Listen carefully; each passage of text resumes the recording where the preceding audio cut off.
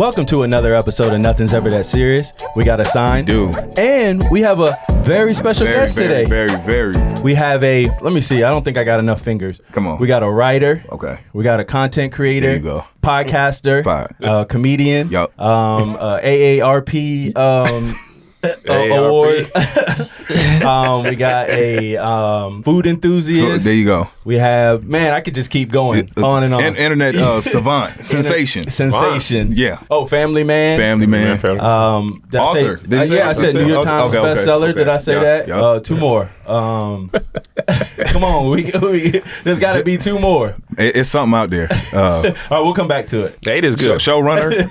Showrunner. Yeah. Oh, yeah. KevOnStage Studios. Yeah. Oh, You know. goodness. Yeah. Wow. So let's go ahead and bring him in. KevOnStage. What up, man? Welcome. Thank you so much for coming and being on the Nets podcast. Of course, man. Thank you for having me. We thank all our guests for coming and joining us, but we really do appreciate you taking the time. Thank you, brother. And coming and talking to us a little bit. Yeah. I appreciate it. So, we just wanted to have you on because we connect with you. We met in film school, and we all kind of have like a religious background. Oh, nice. Yeah. Well. Some have strayed. Yeah. Y'all don't love them? I've since explored other pastures. I'm still, Really? my mind's still open, and I'm hoping that because I know that you used to be a youth pastor for 5 years. Yep. And so I'm hoping that maybe you could speak some wisdom into me today. Maybe anoint him. Anoint him? Anoint me. My ears are open. My heart is open. I want to hear what you have to say on that. And then also on this podcast, we kind of connect because all of our foot. Is it feet? Feet. All of our feet are on the pedal right now. Yeah. We're really grinding with the entertainment. He's a filmmaker, won lots of awards. You won awards, Guru? That's right. Guru got awards. Black film festivals. Best afro. We trying. Best afro. It is soft. Best cinematography. The headphones just sink in smoothly. Looks good. Yeah, thank you. Best afro award. But so we want to. So our feet are on the pedal. Yeah. So it's kind of hard for us when we get into relationships to kind of find that balance of priorities. Yeah. And so I've gotten into some sticky situations. Tell you what.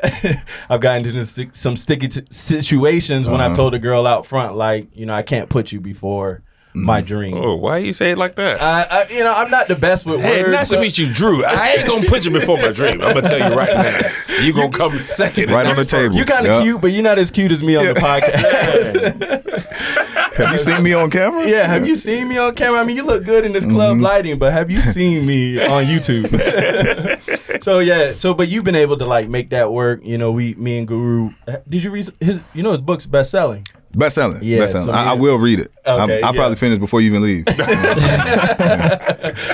So me and Guru read it, and there's some things in there we want to talk to you about. And then we kind of just want to talk to you on the filmmaking. All right. Going from what was that car he was in when he was making those viral? He's good with cars because I don't know, we're close to the street, so every time a car drives by, he can identify it. Really? Yeah. Seriously? No, like every time we hear, sound. we're gonna put out a compilation. How? You can just tell, like with the hertz and stuff like that. The octave. For real? Yeah. What is Hertz? He'll do it. What was that? Hold on, I missed that one. But it sounds like, okay. He can tell if it has the factory tires or if it has a donut on it. Yep, I can tell. Are y'all playing for real? I can tell if you had a ticket. No, we do joke a lot. I seen the your mom's Pacer episode. I was like, I couldn't tell if they were being serious. You were being serious. What'd you think about that? That was. I mean, listen, nothing's ever that serious. If that ain't serious, right? If y'all made a joke about that, then nothing really is ever that serious. Right. Yeah. So but you didn't let them know if you were being funny or not. So they went to funny, and then he was like, "Yeah, mom, you are sick, aren't you?" So now they're just caught in the middle, like, "Dang, I didn't know you was finna call her." Real time reaction, yo. And she was all really insightful, and like, "Oh, life is beautiful. I appreciate every day. I didn't think I'd be." Then they're just like, "Oh my God, I'm sorry." But that was our first video to kind of like pick up like really big traction. And it kind of embodied like the theme of our show. Yeah. Like nothing being ever that serious, because we had people in the comments, some who were like, this is nothing to joke about. Why are they laughing? Like, I'm glad he put them in their place. Yep. But then we had the people who are like, no, I have heart issues myself. And like the only way I've gotten through this is to laugh about it. Right.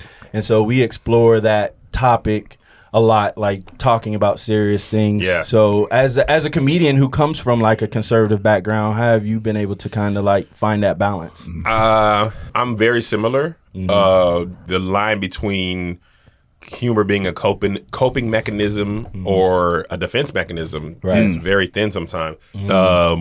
I've laughed through everything as part of the way to heal from it. My brother passed away. I had jokes, immediately. Okay. Wow. But then I also would cry immediately. Like I remember being on the plane. We was flying to Houston, and at this time we thought he was just sick. Right. And I was like, I'm in coach. I really love him. 'Cause I literally looked. I was like, how soon do I need to be there? Because it's like, if I fly tomorrow, I could get at least for comfort. Right. But I was in 28B, and it was 4 seats on that plane. Wow. So me and my wife were both in the middle. Yeah. So that was my love for him. I flew in coach, which I don't do often. Was that the only flight left, or that was the only? Okay. I was on the first thing smoking. But if you don't think I looked, how is he? You think tomorrow he will also? Because there's some more options available for where I okay. didn't even get a window seat. If I'm going to be in coach, at least let me be in the window. Right. But then when you're sad, you are sad. Right. I just kind of like to live my life by feeling every emotion when it's there. Like I don't mask sad feelings with humor. Right. But if I feel like it's funny, I'll laugh. But when I need to cry, I'll cry. That's right. That's right. Yeah, I'm still trying to figure myself out, because I've had people say that I do it as a defense mechanism. Okay. I think people were getting on my nerves telling me that. It makes me mad too, because people process things the way they do and put that on you. Yeah. Right. They don't understand that you can really be wired differently to where you process things differently. They just feel like, if I can't laugh about that, and I would take it seriously, that means you shouldn't be laughing, and you should take. Well, that's not. Oh, he's really hurt, and he's trying to. Yeah. And maybe it's true, but only you can decide if that's true or not for you. You don't even know me well enough to tell me. So that's why I actually stopped talking about grief online, because people were just pissing me off. Yeah, I had one person say it was childhood trauma. Everything's childhood and trauma. it's a way that I can kind of disassociate from, laughing at her nonsense or whatever serious thing that you want me to be serious about. But I don't see the seriousness in that situation. So Hold on one second. It's my wife. Oh yeah. Just hold on. I didn't tell her I was doing this. I did. Hey babe, I'm doing that podcast.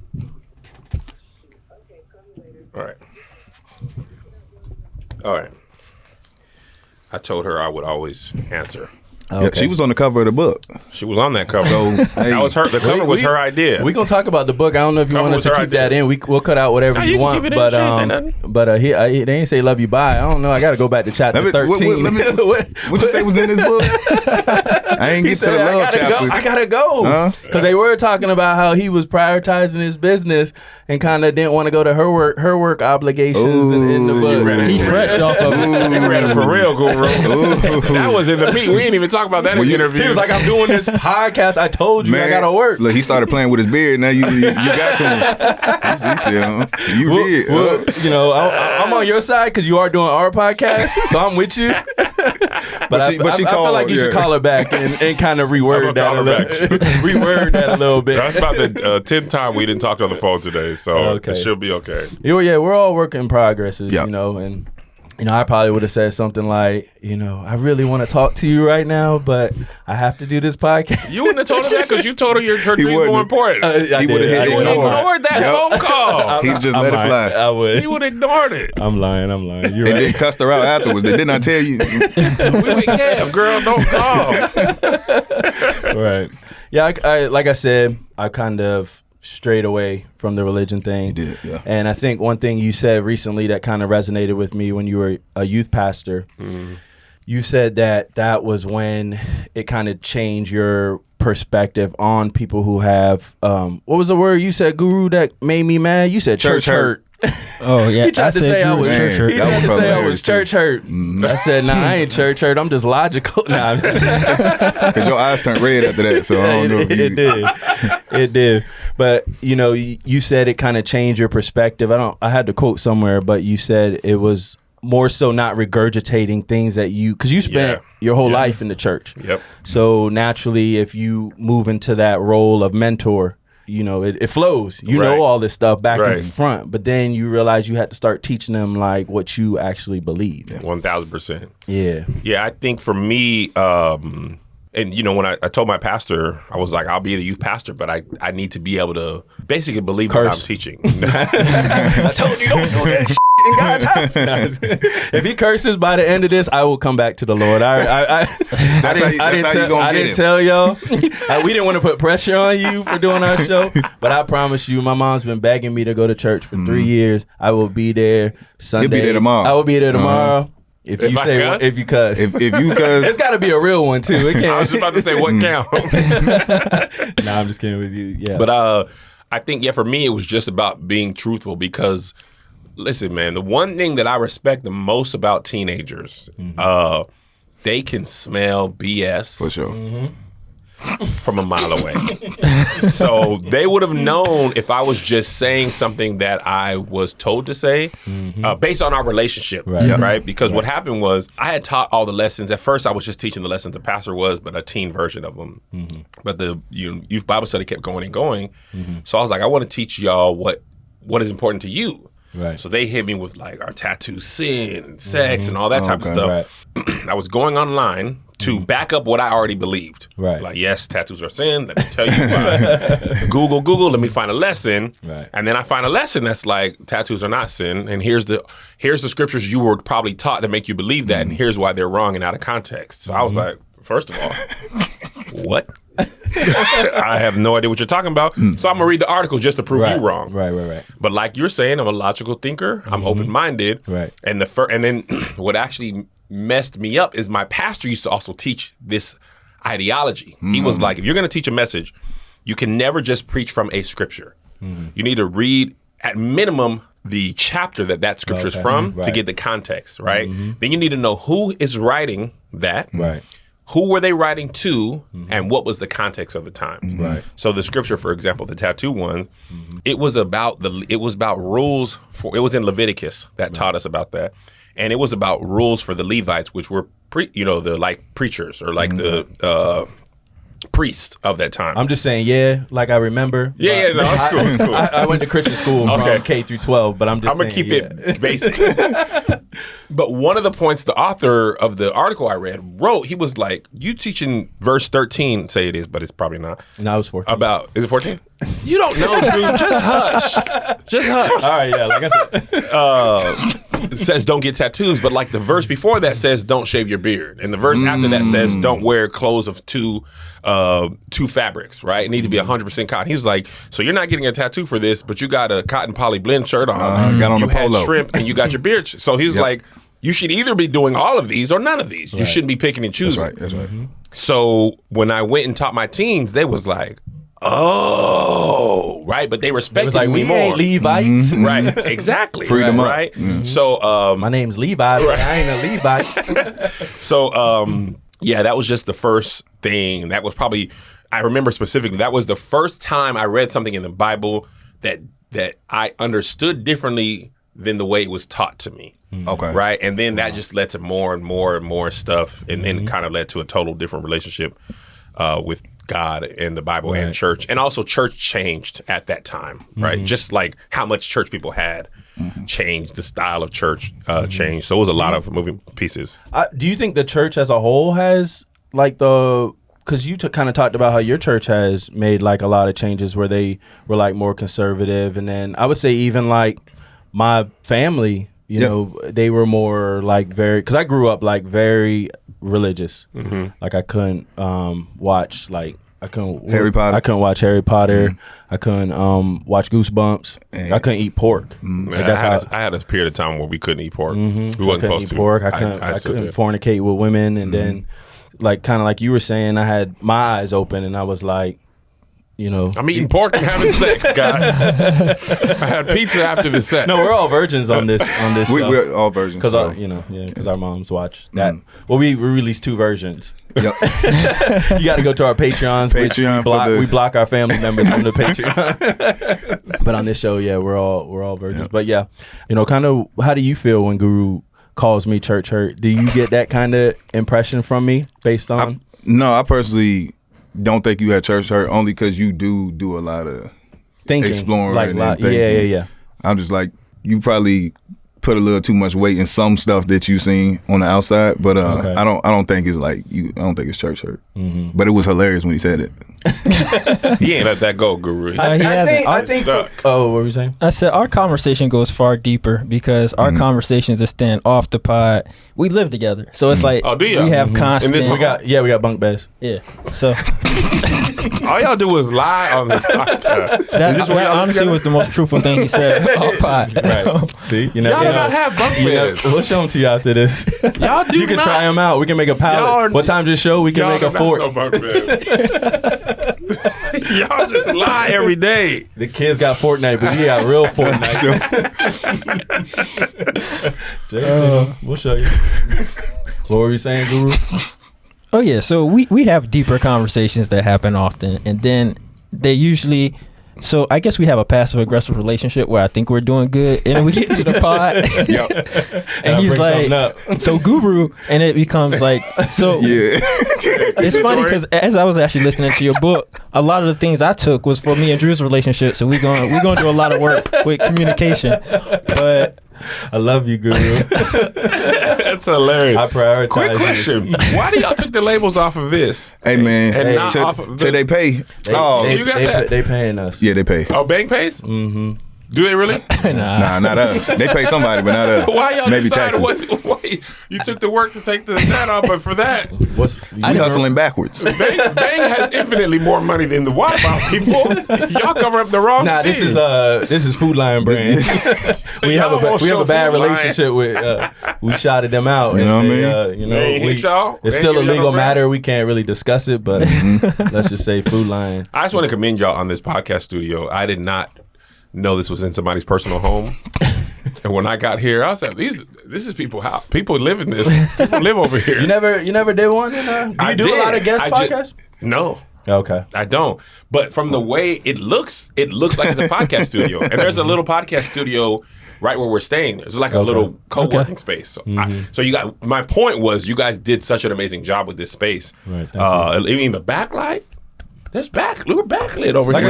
Like I said, we all met in film school. So we What film school was it? We don't like to shout them out either. No, that's also a legal matter with some more race issues. It's a little PWI, so it was an interesting experience. Very interesting. Got it. Yeah. And it was conservative. So we weren't allowed to make like the films, the professors had to approve of it. Oh, okay. So they were like, how many black people are going to be in this in the cast? Thing with the Oscars, I think, and really the Grammys a lot of times. Yeah. It's just like what's important to the voters is only really matters because there's so many voters of one type. Right. And the movies they like are, sorry. And black people aren't voting. Yeah, they are, but they're not voting in as much as other races. They're only recently being let us in. Mm-hmm. So anyway, that's a whole nother discussion. I have so many issues with the Oscars, not even all race related. Mm-hmm. I think comic book movies should be treated the same. Yep. I feel like Logan. I've seen some. Logan was just amazing, like why he ain't getting nominated just because it's a comic book movie. That man was going through hell. Put him in there. Yo, for real. That was just as good of a performance as Manchester by the Sea. Mm-hmm. You got the white dude looking sad for an hour. I don't care, bro. He didn't have no character arc. That was a good movie. It was not. Especially not against no Logan. I made a mistake for an hour and a half. He not even showing no emotion. Your kids burned up. I was like, this is what he was sad about? Why you weren't more? Your kids were on fire. Why you weren't more sad about that? You was on the plane talking about I need more leg room. Wait, me? Yeah. When I say that? I say a lot of things. I can't remember all the stuff I say. Today, you said you were looking for a first class seat. You weren't really sad. Come on, I'm quick. I remember everything. But then I was crying in Coach. Right. There you go. Because I felt it for real. And I was He crying. cried after the movie. You got to watch the extras. I'm not watching no more Casey Affleck than necessary. But speaking of the Oscars, and I don't know if you saw on the recent pod, he was kind of talking about it, so we don't want to dive too deep. But you did kind of want to get Yes. We coming off, of course, the heels of the Selective Outrage special, Chris Rock. And I was talking to him the other day about how people digest it, because it was a lot of mixed reviews and stuff. Yep. And we was talking about how some people, probably the average viewer, will judge a stand-up by how much they laugh. But we'll go deeper than that. Like, I'll give you credit for a witty setup or like approaching it at a nice angle. So as a comic, I want to know, when you were viewing it, how do you view stuff like that? And then how do you measure how people receive your stuff? Like, right. That's a good question. Me and Tony Baker talk about this all the time. I want to laugh. Okay. I can appreciate the art of stand-up, but I've seen TED Talks that are funny and are witty and have a creative approach. And the point of stand-up, to me, not talking about Chris Rock specials specifically, just the jokes, I don't ever want to perform and people leave the club or the arena like, that was a great approach to a joke. I didn't laugh, right? But that was insightful. Right. Good thing you didn't see me leave last night. Right. I want to see people laughing. Okay. Right? You can do all those other things, right? But at the end, for me, if you're not laughing, I didn't do my job. I don't want to be commended on a risque joke, a creative approach, all these other things. Ooh. I want people to be like, oh my God. Now, at the same time, I don't want to. Chappelle, though. About what? What about seasoned Chappelle? He's less punchy than to that point, but you're captivated the entire time. I don't know if people are going to see him to laugh necessarily anymore, but that's a good point too. A lot of times it's like, what is he going to say?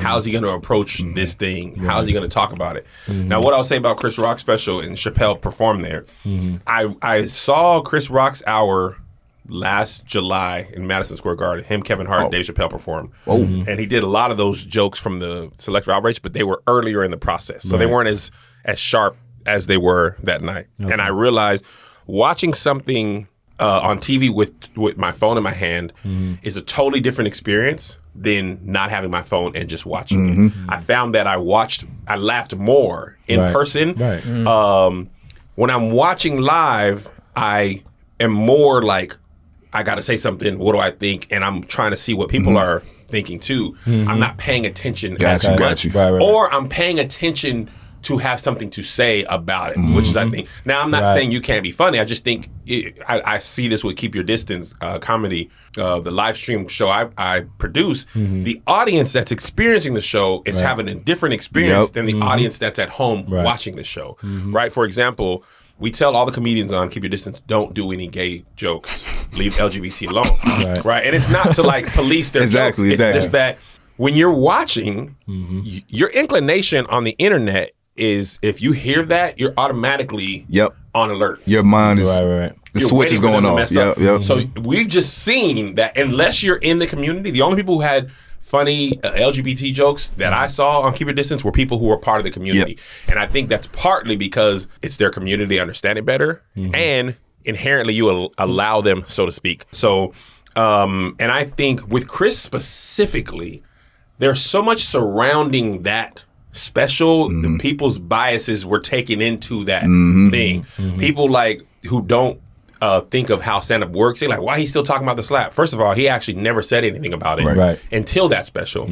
Most comedy specials are material that's been worked on for a year and toured and then delivered. So, and the internet has a way of speeding up time. They do. So a full year, like when we talk about this, the first time when the slap happened, that thing dominated topics for like 2 months, it felt like, which in internet time feels like 6 months. And then when he did the jokes, it just started all over again. And it was just, he did this, and it was just so much. And I think people, it would have had to been the world's greatest stand-up special ever. That's right. To navigate the way you already feel coming in. My personal feeling about stand up aside from that, and this is maybe I'm biased because of Keep Your Distance, but I've seen a lot of comedy in the last 3 years, and this is not Chris specifically, but I've seen a lot of specials on Netflix that I've seen better comedians material on 15 minutes for 15 minutes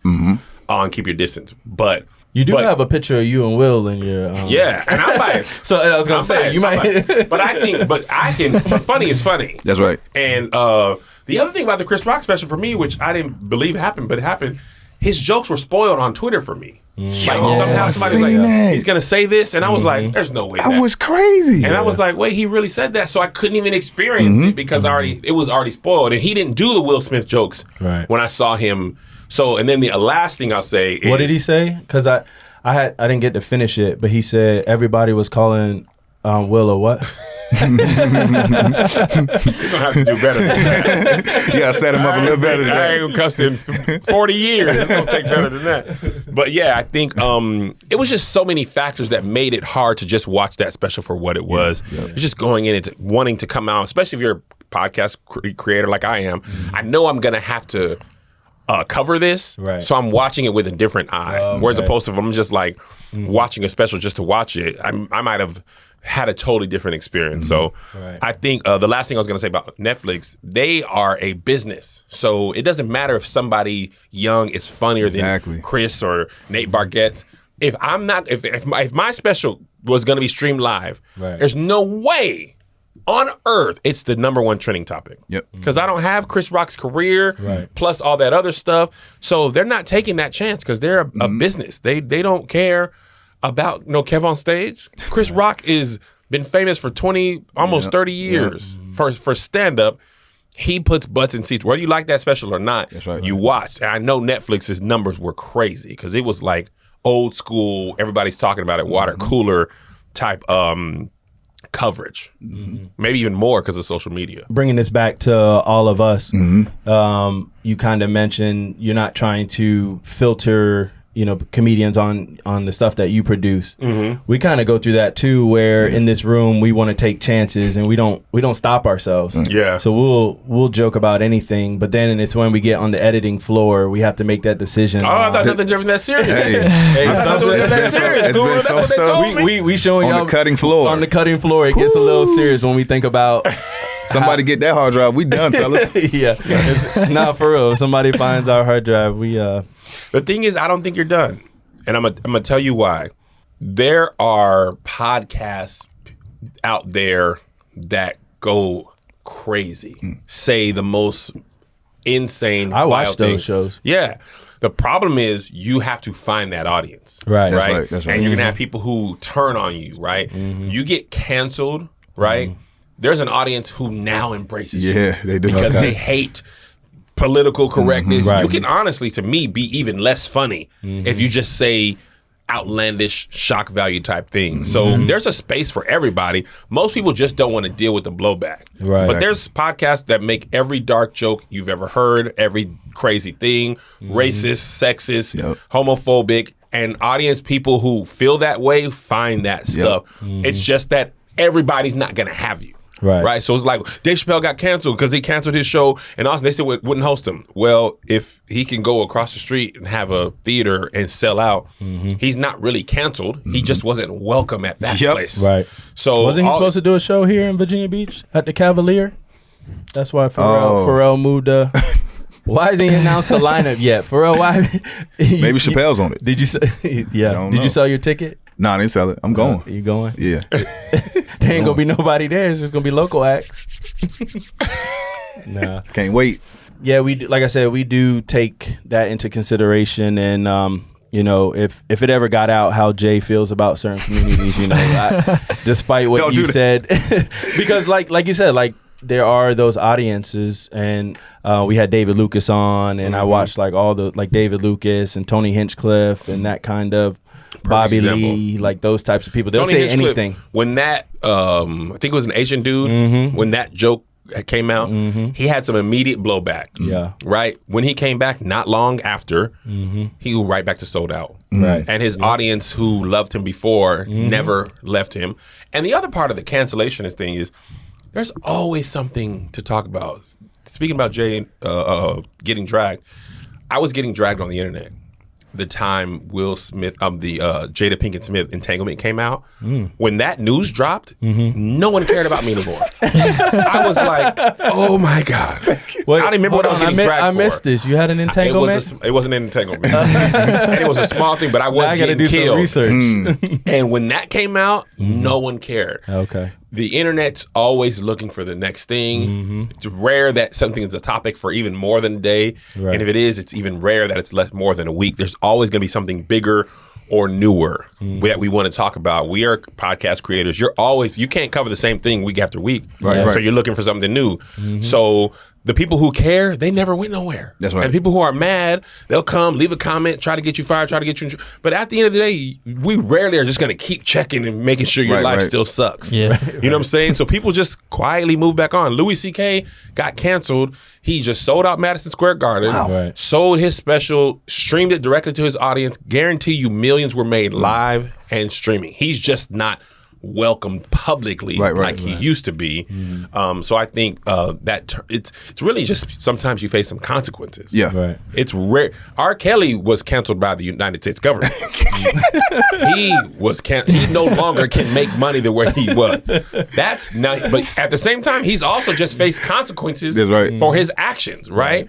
And even knowing everything we know about him, there's people who still were going to his concerts, standing outside his jail, chanting, sending him money. So your true supporters are sometimes emboldened by you being canceled, and they want to do more and give more. Yeah. I don't think any of our fears really, even in the editing room, a lot of that doesn't even come with the fear of being cancellation. I think a lot of our jokes are like, we judge some things and we're like, you know what? That's just me. It's like, so most of our cuts come from there, where it's us judging it after the fact and being like, it's meaner than it is funny. So I don't think we have even a fear of being canceled per se. Yeah, And it's like if you're going to punch down, like it's got to be funny. It got to be hilarious. Right. It's got to be hilarious. The more you punch down, the better, funnier it'll be. And some people just ain't gonna find it funny because it's an easy joke. Right, exactly. On the topic of that too, because as a comic, it's that unwritten rule of as long as it's being told in its purest form and it's comedy, you always defend somebody's right to say whatever they want on stage. But I wanted to ask you, as somebody who also does internet stuff, is there a line? Does it stop on stage, or if somebody's being funny on the internet, you give them that same liberty? Because I'm not gonna lie, I struggle with it. I see some skits and some videos, and I'm like, I don't know about that. I mean, I think personally, there's some stuff that I just don't find funny, but it's rare that it's hard and fast, right? I think you can find the funny in anything. I don't know if I would. Listen, what I find funny and what I talk about, what I find funny appropriate online are two separate things. Okay. So there's some TikToks and some stuff I'll be like, that's hilarious. Right. I will send that to my friends who also think this type of stuff is hilarious. I won't post this on Instagram for everybody to be like, this is funny. It ain't funny to everybody. But we all have that. I think agree. that's part of the internet, is knowing what you can say publicly. Exactly. What's for the group chat and what's for like, I ain't even gonna text this. If I'm with you, I'm gonna show you this video. Right. There'll be no proof that I ever liked it or whatever, you know? But you pushed the envelope too, and just naturally starting in the church, and like, because you used to do stand-up in the church. Only. And then, it's like some of your jokes are a little bit edgy for church people. What was the video you were showing me the other day when he was talking to the... Oh, you were thanking your... Thanking the coochie? Yeah, thanking the coochie. So it's like, do you get criticized from that community? Look, here's a funny thing about it. The answer is yes, and also. I got that idea from a pastor friend of mine who had made that video. It was actually my cousin, my aunt's husband. I call him my uncle cousin because my aunts are my age. Long family story. I get you. But the truth is, my stand-up was honed outside of the church. Okay. I first did it in the church when I was 16 years old. Then I didn't do it for a long time. Then I did it a couple times in college. But when I really worked on my craft, it was at Nate Jackson's Comedy Club in Tacoma. Okay. And that was me at my purest form. And I talked about church stuff. I talked about marriage, sex, basically everything I talk about now. However, when we started the Playmakers with me, my brother, and aunt, we did church humor and we performed at churches. So I did the type of humor that the people knew us from online and wanted to see. Right. So, and also, here's the dirty little secret. pastors watch stuff that's funny too. I have so many pastor friends who watched Roast Me, who send me crazy videos, who'll be like, I can't publicly tell you that, but this is, I've heard, I mean, the big ones, like Kev, they thought that was hilarious. You'll never have proof that they're ever saw. Right. So, you know, that was one of my issues with church people. It's like, you over here making these crazy jokes, and church people was watching Game of Thrones and Power and everything. Snowfall. Snowfall. And I was going to say, that was my kind of issue too, was the hypocrisy of doing, like, appearing to be this perfect person. And then, you know. Yeah, so for me, I kind of slowly let my audience know that if you had always been following me since I was back in Tacoma, I didn't change. Okay. I actually changed to make the church jokes. Oh, that's right. That's right. Not the other way around. But there's no way for people to know that unless you followed my entire career. And that's just not possible. People follow your career usually from the moment they found you and the perception of you. And the truth is, I had a lot of super churchy fans who fell off. Right. Which is fine. Like, we grow, we change. There's artists whose music I loved early on and didn't love it that much. And I'm not checking out their albums. Same thing with directors and actors. Like, and it's fine. You can always find another person. You said R. Kelly, right? Yeah, yes. R. Kelly. And listen, you talking about hypocrites. I think we're all hypocrites, right? If I'm being honest, not gonna put it on nobody else. I heard about the R. Kelly peeing on people's stuff way earlier, but it wasn't an uproar. A lot of people just kind of was like, I don't know, kind of looked the other way. But then when the Surviving R. Kelly documentary came out, it was like, okay, now you're gonna have a harder time looking away because now you're really looking the victims in the face. Right. And at the same time, the music wasn't as good when he was getting canceled for real as it was. And at the time, I actually used to do that joke. But we put a lot aside because he was making bangers. Right. He was like, man, that's crazy. But it was kind of grainy. A lot of us made that concession. But once I found out, and then I was like, morally, I didn't feel good. Right. Like, you know, and then I was like really finding out how he was writing. Like, I didn't know a lot of the stuff too. Like the Aaliyah thing, that was stuff, I was a kid at that time. So I wasn't really putting into like, when she's singing AJ Number to Number, I didn't realize he wrote that and they were married I didn't know all that stuff. I'm just singing the song. But as an adult, I'm putting all this together and I'm like, even outside of the world, I don't feel good about supporting this artist. So that to me is the only true cancellation. If a person who was a fan of you no longer supports you monetarily because of how they feel about you, that's a true cancellation, right? Same thing with Kanye. I used to openly support him, but he said a lot of wild stuff, right? So and at the same time, I didn't like his music anymore. Right. But the truth of the matter is, I already had his shoes. I was gonna say Prior to that, you got the easy. I have them on right now, but I also have plantar fasciitis and my feet hurt, and these insoles fit in. So I'm not gonna buy no new pair of these, but I'm also not gonna throw away the ones that I have. You guys follow pop culture. I don't follow it as much, but I do know that Kanye had some thoughts about his daughter being on TikTok. He was like, Kim, you gonna stop antagonizing me with these TikTok? He didn't want his daughter on TikTok. Yeah. And then everyone was like, no, she's fire on TikTok. And then now she's doing, you know, Ice Spice. I saw Ice Spice was on her. Yeah, she invited Ice Spice over and she was making Ice Spice videos talking about something. Come in my da-da-da, and now people switch and they were like, oh, Kanye was right. Like a 9-year-old shouldn't be on the internet singing Ice Spice, imitating Ice Spice. And people were saying, oh, we were singing these lyrics and we didn't know the words for it. But people were kind of discrediting that. So from a pastor, from a fallen pastor, former. What say you? What say you? Listen, I'm gonna tell you how I honestly feel. I only really am concerned with my own children. I don't really care about, nor can I. It's not my business nor my place to raise Kanye and Kim's children. Whatever y'all, I'm barely able to keep up with my two and make sure they're right. I don't care. I also don't know Ice Spice personally. If my son, like, you know, my sons, they're like wrestling. So if a fan of mine, if I have the ability to get a wrestler they like to come to the house, I'm gonna get them. Now, what other people care about, I don't care. I'm trying to impress my kids. Right. So it's not my place. I just be like, famous people do stuff that regular people can't do.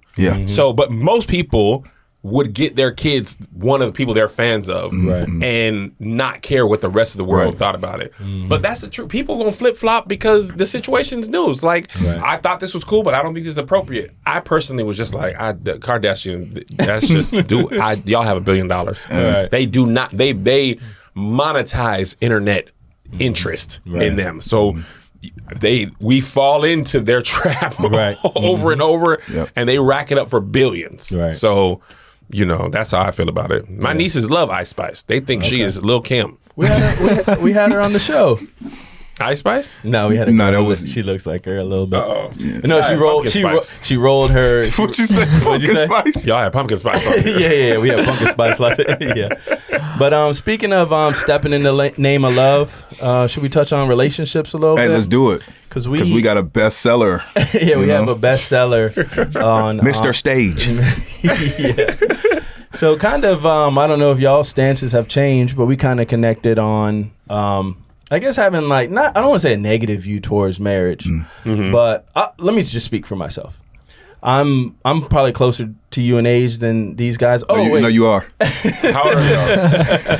I'm 36. Okay. 27. 30. I'm about to be 30. I'm 29. Oh, yeah. Baby Guru. What you even doing Guru outside? the baby, man. Yeah, Guru, go get you some more milk and lay down. 26 years old. You was born in the 90s something? Yeah, 95. See, man. Yeah, so everybody that we went to school with, so I can look at the yearbook and I look at yearbook pictures and then I look on Facebook and I'm like, oh, what happened to them? But then they got kids and they're married. And I'm like, I don't want that. I just got my first grade the other day. Welcome. Whereas like my brother, he's married and I'm like, whoa, it's gray all over. But he's married with 2 kids. Right. And I think I know there's pros and cons to being married. And I know that my mom's trying to convince me that you don't want to not have kids, or she wants to see that for me, the family aspect. But I think our generation is starting to view that differently than it was how it was pushed on us or pushed on previous generations. You got to get married. Whereas now we can pursue other things. And it's I don't know if I want to get married because the title of your book is Marriage is Hard. Yes. And way to work that one, buddy. Go ahead. No, it is. And it's even though I was listening to your book and it was so practical, and I'm well, going into a relationship, I think what you guys were teaching, and you guys were very candid on communication and all these things that you would think people that people have to learn to make relationships successful. But it's man, you had to go through it to be able to teach it. Yes. So it's do I want to go through that? I think if you don't want to, don't. I'm not pushing nobody to get married or have children. Those are insanely difficult things to upkeep, especially children. Even more than marriage, you are framing somebody's way of viewing the world. You should be very careful about whether you want to do that or not, and if you're ready to do that or not. But a lot of things are hard. Podcasting be hard. Losing weight be hard. I know full well that I should drink water only and protein and stuff like that. But when nobody's around, I order quesadillas and I bought. They were giving me crap because I got my stage crew shirt on. I did have a question about that because about your shirt? No, just about actually your merch and stuff. Oh, because I was just curious why you guys don't sell sizes over 4XL, because he's trying to squeeze into that one. No, and I said Google said he living in the past with the size. No, I said his shirts run small, but they said no, you run big. Yeah, because I got the biggest size you have, and what is it, 2X? I had to put this on over to. We literally had to camouflage it. You can see the outline of my. Did you buy this at the show? This. Yeah. Okay, got it. I don't know what we were talking about. No, we were kind of talking. You were telling us not to get married, basically. No. I said if you're not ready. Do you guys still? Because like I said, we talked about it on this show. Has your feelings changed since in the last? Well, I've always wanted to kind of settle down at some point. My thing is more so I'm just on I'm on a certain grind right now, and I know I don't have the energy right now to necessarily do that and pursue that dream. And I think I am very much actually, I'll be honest, I have a double fear, because I know I'm going to get to a certain point in our life. We know we all have a certain just work ethic and vision. And I guess my one fear is, do I want to find someone after I get that vision? And then the second one is like, how long or how much more time or energy will be put into it if I find that person now? You know? Does that make sense? I was kind of daydreaming a little bit when you were talking. I was looking at the wavelengths on the audio. It makes perfect. It makes perfect sense. I think I'll just speak for myself. I can't speak for y'all. For me, I don't think. Not even I don't think. I'm 100% certain my success wouldn't have happened the same way if I didn't have my wife. I see that. Yeah. Nice. I think she, first of all, outside of being grounded and sustainable, not chasing other women, all that, she's actually a very astute and smart business person. So she's helped me make a lot of good decisions that have been beneficial for my company. I think for me, I just, wouldn't be where I am without her. I think you could, pretty much LA is filled with people who think like Guru, like, let me get my stuff together first, because I can't even be really open to the concept of a relationship. Right. I don't think there's nothing wrong with that. You can have dates, dalliances, things like that. But if you're not really ready to settle down, you either need to not settle down or spend time with people who feel the same. Right. And like in LA, there's plenty of people who are just like, yeah, let's chill, let's hang out. But I'm not finna be sitting down and being with you only, especially if you're like laser focused on your career and what that means to you. And I think if you are doing that, you'll find somebody at the time that's right, or maybe you won't. You gotta be okay being alone and having cats. So jumping off of that, you say, so there was a point in your life and you said, I want to pursue comedy, and your wife looked at you and thought that was crazy. And I follow a lot of other creators and stuff like that. Another podcast I'm really into is Belief and How Married Are You, and I know you guys collabing a lot, even hearing stuff like that where he's like, I want to pursue this kind of career, and you have someone looking crazy at you. So I had a girl laugh in my face. In your face, man. Because you want to pursue comedy? This podcast or entertainment. Why, she didn't rock with it? She didn't think I was funny. She didn't even think I was entertaining. She didn't even think I was cute. She didn't even think I was a good person. Hey, we still working through that therapy, but I'm in therapy right now. She hurt me. You better than you were yesterday. I am. I told her I'm a work in progress, but she didn't see it. She didn't see any good in our relationship. What were you saying, Guru? Oh yeah, so just that. So approaching relationships and having these big visions and goals, and you have people who necessarily are like, I don't know. Yeah, I can't see that. How do you, what's your advice to approaching that? Would you have any? It's going to be tough if a person doesn't see that in you, especially if the career takes a long time. You might start to have some resentment towards them. Yeah. Because if it ain't working, you're going to be like, she over there being right. So I think it's better off for you just to avoid that. Like, so don't trick them like you did. Like don't get in a relationship. Say, yo, I got this other plan, because I got a full-time job right now, so I can pull that. And then I can quit and like. I didn't trick her. I just didn't let her know how serious I was about what I wanted to do. Okay. And it became clear when I got fired for it. Then it was like, and that's the time where I was like an idiot. Since I got fired, let me go ahead and be truthful. I didn't want to do this anyway.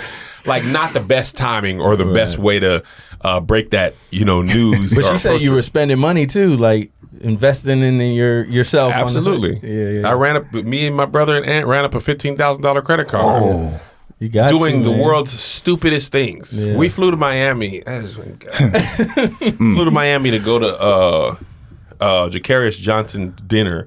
I forgot what it was for. Some sort of play thing, and we paid $500 for plates. Like it was like a fundraiser type thing, and we didn't even have a plan of how that was going to help us. Right. We was just like, we gonna be up in there, we gonna shake his hand, and then we shook his hand, and then he just kept walking, and we were like, all right, well, we didn't really think that through. We've talked about that on this show. Dude, you talking about excursions? I ran up on Devon Franklin. Man, we had a best-selling film I had to show him. I ran up on Tiffany Haddish. You ran up on them? Didn't run up on them, but you ran up on Devon. I put myself in position to be able to connect with them. Got it. Yeah. But luckily for me, that I didn't make that exact mistake again. I made new mistakes. Right. We invested in some merch equipment. At this time, there was no Square, no PayPal. So if you wanted to sell merch, you had to have the whole system You had to like man. plug the debit card machine into a open phone line. And we bought all that, equipment, which was like $1,000, and sold nobody's shirts. We could have just did the thing and ran it later. And we was like, nah, we got to have it in case we get sales. Just a waste of stuff. But luckily for me and her, we got it eventually. So kind of all is forgiven now, but it was problematic early. I know that's tough too. Like going through that in real time is like, what do you do? Especially when you seeing it work the opposite way. That's why I agree with them, man. He said it was pros and cons to settling down to get married. For me right now, it's a con. Yeah. So I'm just gonna. I think that's okay. I want to babysit your kids though, so you gotta. Hey man, Would you trust me? gonna be a while. Would you trust me? Absolutely not. I want to talk to you because you've talked about this a little bit, just about like masculinity and the different, I guess, levels of masculinity amongst men. I've always kind of like been myself, so I haven't been scared to kind of like give a man a hug or tell him that I love him. So sometimes I'll try to like gaze into Jay's eyes and he won't. That's hilarious. He feels uncomfortable. He does a little much though. So like he'll actually climb down from the top bunk and snuggle into the bottom bunk with me. Yeah. And I'm like, sleep facing guru. Like, Why you don't live with them, Jay? Hey man, I can't do it, Jay, man. we could get a triple bump. From the time you spent in this room, you could tell. I gotta go to my house. But yeah, you kind of talk about that a little bit. What do you think that is? Is that like culture? Is that like the black culture teaching? I don't know if it's black culture. I think it's patriarchy, virtue signaling. There's always, probably since the dawn of time, an alpha male posturing. I got to let you know I'm the biggest, I'm the strongest, I'm the most manly. Social media, I believe, exacerbates that because you got to let people who follow you know and anybody else let you know I'm a man. My personal view, if you see my jokes, I have jokes about masculinity. Another comedian might not ever say, and people might not think it's funny, but it's who I am. So I'm becoming much better at not caring what people think because I know, to me, a man is a person who takes care of and provides and loves his family. I'm not going to have you be like, you a man because the way you drink your drink and you don't take care of your kids. Like, I could drink Capri Suns at the bar, but my children know I love them.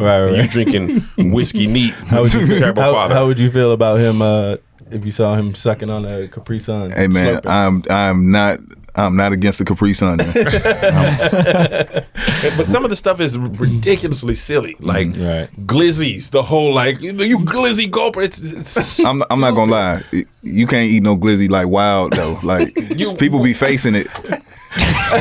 I can't even eat bananas around him, and I'm like, I got a bad knee. I'm trying to get my potassium. I'm trying to get my potassium. So I'm not masculine. You're the one thinking about sucking penis, and I'm the weird one. Yeah, You're why the am one I that's weird? taking a hot dog and a banana and making it weird, and you causing me. You the one thinking you're the about one with the issues. sucking penis. No, you should see him eat though. Sucking penis was in your mind. I got a video. We might put it over you there. had a video of me. You do. Don't sell that. I ain't gonna sell it. Okay. All right, we only got a few minutes left. I think having Kev on stage, like I said, we all been following you for a long time. You're the type of person that like we look up to in terms of your journey going, your journey. And so we kind of just, I tried to take your master class. My card wasn't going through, but I'm eventually going to take it. So I don't know if we could just get like a few minute kind of master class just on like how people can go about, pursuing their dreams, maneuvering through this industry, going from like social media, creating your own content, believing in yourself, to having your own studio. The thing that I probably would say is the most important of anything in this industry is willpower and ability to navigate rejection, because that's the thing rejection comes in so many forms. It's auditioning and being told no, or posting a podcast and not getting the views you think you deserve or warrant. Because this is only going to get like 25. Yeah, we absolutely. appreciate If I don't post it, I don't know if anybody would know what came out. For the most part. But or if this is your biggest podcast, right? Say it gets 1 million views, and then you're like, how do we reach that again? Right? The opposite can be true as well. You got to find a way. And even I struggle with this. I'm killing on TikTok one week, and then I get 7 in a row that don't do anything. Right. And I start to question, like, you really got to have the mental capacity to continue in the face of great odds, right? Because right now y'all want to be filmmakers. You know, you have a podcast in your house, and you probably have dreams of having your own studio, having your podcast do millions of views and ad money and all that type of stuff. But how to get there actually is not as clear. Right. And how many episodes is this? 38. 38. How do you get to 100 and 200? Like, if it ain't doing no better in a year or 2 years or 3 years, you're still getting the same views. Are you still going to be pushing it? Are you going to be getting frustrated and the jokes ain't going to be funny no more? And then y'all start to be beefing. You see, y'all pondering some real stuff. We did like, what did we do? Like 20 before we released? Because like I said, we are film students, so we kind of helped. We never did a podcast before. Yeah. So we didn't release one until what did we do? Y'all did 20? We had a whole bunch in the can, working on the formula and try to, you know. That's amazing. Because most people would have just been like, this is First dumb. one, boom. First one, wow, you got to see this. Or at May 20 and 18 and been like, we're never going to get this. So I think that's the most important thing is how willing are you to keep at it when it doesn't look like it's going to work? We quit one time, but then we came back. We did. It was like a year experiment. And then at the end of the year, we had fun, but it was like we didn't. We had see 7 much. followers. We had my mom, his mom, and his cousins, And my cousin. and we were like, if we don't break 7 followers in a year, at least get somebody that's not in our family. yeah. And then we were about. How many do y'all have now? Oh, we got 25,000 on IG. That's great. Yeah, That's more than most people ever. So that's good. But yeah, what I feel like I've been hogging the questions. We got time probably for like one more quick one. Well, we at the end now. I don't really have a question, but I did want to say shouts out to you because that keeping your distance, like during the earlier stages of that pandemic, got me through so many days. Yeah. Man, and then you saying great. Some of the sets on there, you can put it up against some of the big names. Yeah. Like K-Dub. Yeah. Bruh, K-Dub's set was as funny as anything I'd ever saw on Comic View or Def Comedy Jam. Like, as a consumer and a person who likes funny stuff, I laughed just as hard as I've laughed at anything. The whole time I was laughing. Yeah, it was just like I never knew a McDonald's hash brown could be that funny. And so many people agreed. And there's 10, 15 people who had moments like that. Now his was like 20 minutes of just liquid fire. But a lot of people had really funny jokes and I was just like, this is amazing to be able to help people get out there and people find those people is the reason I do this. Right. Guru, final thoughts? Once again, just want to say, being a filmmaker and doing all this stuff, like just to see what you do at stage, just KevOnStage Studios, and you just going after that and really making a name or doing it yourself, to me, and being independent is the dopest thing ever. So I really appreciate that, and I also want to say your campaign for the NAACP Awards literally made my existence. I was laughing at every single video you put out. I went hard for that. You well deserved, and congrats. Thank you, brother. Thank you. And I don't know if you have any final words for me. You didn't curse. No. So go to church or don't. I'm not going to. I ain't got no heaven or hell to put you in. You want to go to hell, be my guest. Does hell count? Yeah, I guess some people would consider that Hey, a I'll curse go word. half on your suit. All right, I'll be in church tomorrow. But let's go ahead and give him a round of applause. For sure. Thank you so much for coming on. Appreciate it, guys. Thank you so much, man. Thanks for having me. And continue to like and subscribe. And we'll see you guys next time. Jay with the jokes, funny guy. Drew with the blah blah, telling crazy stories for a lifetime. Kemp got the wisdom for him, like nothing's ever that serious. And if you don't listen, then you're delirious. You can't say that. Why not? Because we're live. I just said nothing's ever that serious.